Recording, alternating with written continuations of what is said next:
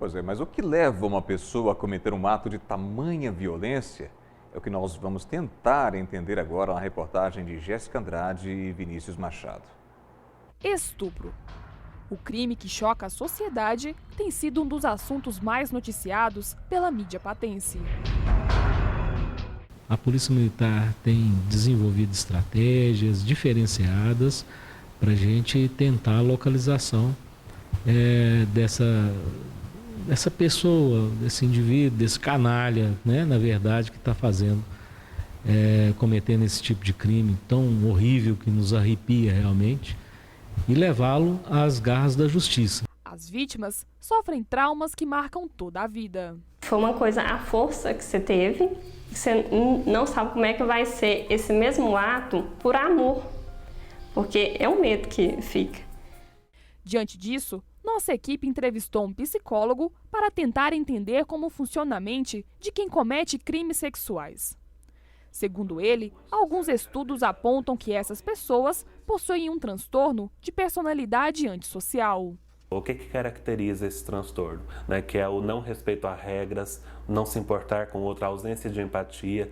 Tanto que é bastante comum estupradores ao longo da infância e da adolescência terem tido atos de vandalismo, terem tido comportamento agressivo com outras pessoas, com animais, atos de vandalismo com patrimônio público. Isso é uma coisa bastante comum. Então, já existem indícios associando, mas não vamos cair na ideia de que todo estuprador tem esse transtorno. Pode não ter. Existem dados que apontam que a inteligência do estuprador, que muitos dos estupradores são extremamente bem adaptados socialmente.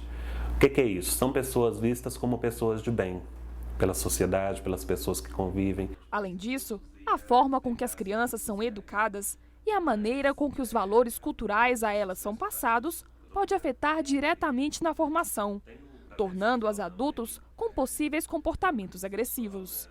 Quando a criança vai aprendendo a burlar regras, quando o burlar não é consequenciado de forma a punir esse comportamento, ela vai aprendendo que não tem problemas de se respeitar as regras sociais. À medida que ela aprende que não tem problemas, à medida que ela vai crescendo, esse comportamento vai ficando cada vez mais complexo.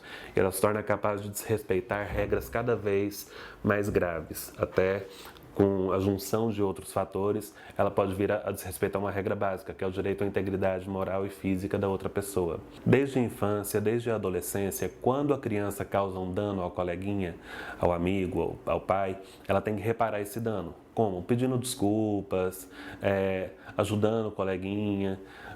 Os pais têm que apontar para essa criança o sofrimento que ela causou no coleguinha, falar sobre isso com a criança, com o adolescente. Quando isso não é feito, ela não aprende, é aprendido mesmo, ela não aprende a observar o impacto das atitudes dela na outra pessoa. Também é importante a gente olhar para outro comportamento típico do estuprador, que é o comportamento agressivo, né? O comportamento de usar a força, usar de ameaça para obter o que deseja. Como que isso é aprendido? Basicamente, desde a infância também, quando o comportamento agressivo, de usar a força, de usar de ameaça, de subjugar o colega, é aceito, quando esse comportamento é valorizado. E o comportamento oposto, o comportamento respeitoso, não é valorizado ou não é incentivado na família. Então, são fatores educacionais que contribuem muito para que o estuprador venha a cometer o crime.